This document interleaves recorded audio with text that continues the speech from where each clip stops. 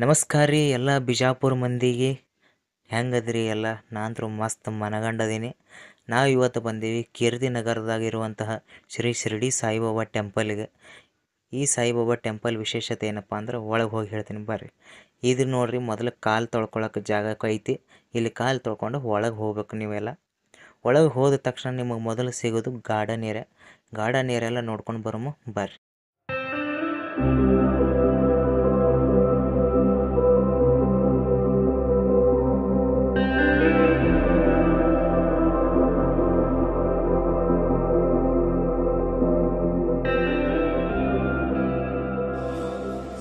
ಈಗ ನಾವು ಒಳಗೆ ಹೋಗಮು ಬರ್ರಿ. ನಾನು ನಡಿ ಸ್ಟೈಲ್ ನೋಡಿ ಗಾಬರಿ ಆಗಕ್ಕೆ ಹೋಗ್ಬೇಡ್ರಿ. ಇದ್ರ ವಿಶೇಷತೆ ಏನಪ್ಪ ಅಂದ್ರೆ 1995ರಾಗ ಈ ಗುಡಿ ಕಟ್ಟಕ್ಕೆ ಪ್ರಾರಂಭ ಮಾಡ್ತಾರೆ. ಮತ್ತು ಈ ಗುಡಿ ಕಟ್ಟಬೇಕಾದಾಗ ಇಲ್ಲೊಂದು ಕಲ್ಲು ಸಿಗುತ್ತದೆ. ಆ ಶಿಲೆ ಏನೈತಪ್ಪ ಅಂದ್ರೆ ಸೇಮ್ ನೋಡಕ್ಕೆ ಸಾಯಿಬಾಬಾ ಗತ್ಲೇನೇ ಶಿಲೆ ಇರ್ತದೆ. ಅದನ್ನು ನೋಡಿ ಆಜು ಬಾಜುಕಿನ ಜನ ಎಲ್ಲ ಖುಷಿಯಾಗಿ ಉತ್ಸಾಹದಿಂದ ಈ ಗುಡಿ ಕಟ್ಟಿರೋ ದೊಡ್ಡದಾಗೆ ಕಟ್ಬೇಕಂತೇಳಿ ನಿರ್ಮಾಣ ಮಾಡಿ 5 ವರ್ಷ ಇದನ್ನು ಕಟ್ಟಕ್ಕೆ ಟೈಮ್ ತೊಗೋತಾರೆ. 5 ವರ್ಷ ಆದ ಬಳಿಕ 2000 ಇಸ್ವಿ ಒಳಗೆ ಇದನ್ನು ಲೋಕಾರ್ಪಣೆ ಮಾಡ್ತಾರೆ. ಮತ್ತು ನೀವು ಈಗ ನೋಡಕತ್ತಿರುವಂಥ ಈ ಮೂರ್ತಿ ಮಹಾರಾಷ್ಟ್ರದ ಮುಕರಾನ್ ಎಂಬ ಊರಾಗ ತಯಾರಿ ಮಾಡ್ತಾರೆ. ಮತ್ತು ಈ ಮೂರ್ತಿ ಪೂರ್ತಿ ಪ್ಯೂರ್ ಮಾರ್ಬಲ್ನಾಗ ರೆಡಿ ಮಾಡ್ಯಾರ.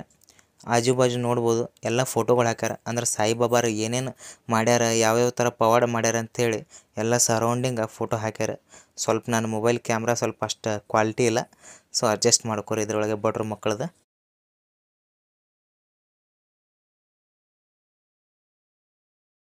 ಈಗ ಹೊರಗಿನ ದರ್ಶನ ಮಾಡ್ಕೊಂಬು ಬರ್ರಿ. ಇಲ್ಲಿ ಮತ್ತೊಂದು ವಿಶೇಷತೆ ಏನಪ್ಪ ಅಂದ್ರೆ ಇಲ್ಲಿ ಪ್ರತಿದಿನವೂ 3 ಸರಿ ಪೂಜೆ ಮಾಡ್ತಾರೆ. ಮತ್ತು ಪ್ರತಿ ಗುರುವಾರ 4 ಸರಿ ಮಹಾಪೂಜೆ ಮಾಡ್ತಾರೆ. ಮತ್ತು ಪ್ರತಿ ಗುರುವಾರನೂ ಮಹಾಪ್ರಸಾದ ಇರ್ತದೆ. ಮತ್ತು ಇಲ್ಲಿ ಮಾಡುವಂಥ ಪೂಜೆ ವಿಧಾನ ಏನೈತಪ್ಪ ಅಂದ್ರೆ ಸೇಮ್ ಶ್ರೀ ಶಿರಡಿ ಸಾಯಿಬಾಬಾ ಟೆಂಪಲ್ನಾಗ ಯಾವ ಥರ ಪೂಜೆ ಪದ್ಧತಿಗಳನ್ನು ಪಾಲಿಸ್ತಾರಲ್ಲ ಅದೇ ರೀತಿ ಪೂಜಾ ಪದ್ಧತಿನ ಇಲ್ಲೂ ಪಾಲಿಸ್ತಾರೆ.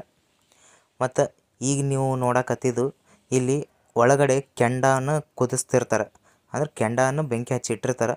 ಅಲ್ಲಿ ಬಂದು ಎಲ್ಲರೂ ಊದನ್ನು ಹಾಕಿ ಬೇಡ್ಕೊಂಡು ಅಲ್ಲೇ ಬಾಜು ಅದು ಕರಗಿದಂಥ ಬೂದಿ ಇಟ್ಟಿರ್ತಾರೆ. ಅದನ್ನು ಹನಿಗೆ ಹಚ್ಕೊಂಡು ಎಲ್ಲರೂ ತಮಗೆ ಏನು ಬೇಕು ಅದನ್ನು ಬೇಡ್ಕೊಂಡು ಹೋಗ್ತಾರೆ. ನೋಡ್ಬೋದು ಬೆಂಕಿ ಯಾವ ಥರ ಕಾಣ್ತದೆ.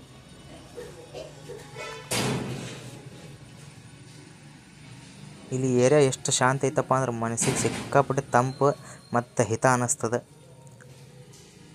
ಮತ್ತು ಇಲ್ಲಿ ನೀವು ನೋಡ್ಬೋದು ಶ್ರೀ ಶಿರಡಿ ಸಾಯಿಬಾಬಾ ಅವರ ಶತಮಾನವಳಿಯನ್ನು ಬರೆದಿಟ್ಟಾರೆ. ಇದನ್ನು ಪ್ರತಿ ಗುರುವಾರ ಹೋದಾಗೂ 5 ಸರಿ ಓದಿ ಅಂದ್ರೆ ಪೂರ್ತಿ ಅವ್ರ ಹೆಸರನ್ನು ಎಲ್ಲನೂ ಓದಬೇಕು. ಆವಾಗ ನಿಮ್ಮ ಇಷ್ಟಾರ್ಥ ಸಿದ್ಧಿಗಳು ನೆರವೇರ್ತದೆ ಅಂತ ಹೇಳ್ತಾರೆ. ಬರ್ರಿ ನೋಡ್ಬೋದು ನೀವೆಲ್ಲ ಎಷ್ಟು ನೀಟಾಗಿ ಇಟ್ಟಾರೆ. ಇಲ್ಲೆಲ್ಲ ಗಾರ್ಡನ್ ಏರಿಯಾ ಆಯಿತು ಮತ್ತು ಗುಡಿ ವಾತಾವರಣ ಆಯಿತು. ಮತ್ತು ಇಲ್ಲಿ ಹಿಂದುಗಡೆ ಎಲ್ಲ ಪ್ರತಿ ಗುರುವಾರ ಪ್ರಸಾದ ಹಂಚ್ತಾರೆ ಈ ಜಾಗದಾಗ. ಮತ್ತು ಮುಂದೆ ತೋರಿಸ್ತೀನಿ ಬರ್ರಿ ನಿಮಗೆ ಅಲ್ಲಿ.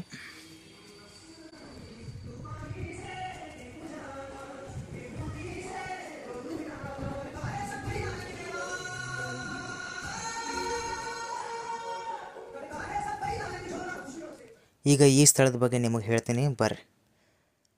ನಮ್ಮ ತಂಗಿಗಂತೂ ಪುರ್ಸೋತಿಲ್ಲ, ಸುಮ್ಮನೆ ನಡು ಬರ್ತಾಳೆ. ಇಲ್ಲಿ ನೋಡ್ಬೋದು ನೀವು ಗಣಪತಿ ಮೂರ್ತಿ ಇದೆ.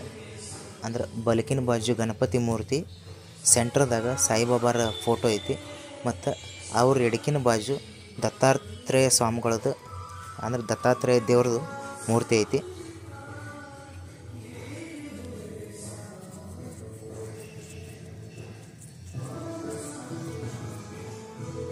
ಮತ್ತು ಇದೇನು ಓಪನ್ ಏರಿಯಾ ನಿಮಗೆ ಕಾಣ್ತದಲ್ಲ, ಈ ಓಪನ್ ಏರಿಯಾದಾಗ ಪ್ರತಿ ಗುರುವಾರ ಮಹಾಪ್ರಸಾದ ಹಂಚ್ತಾರೆ ಎಲ್ಲರಿಗೂ ಭಕ್ತಾದಿಗಳಿಗೆ ಬಂದು.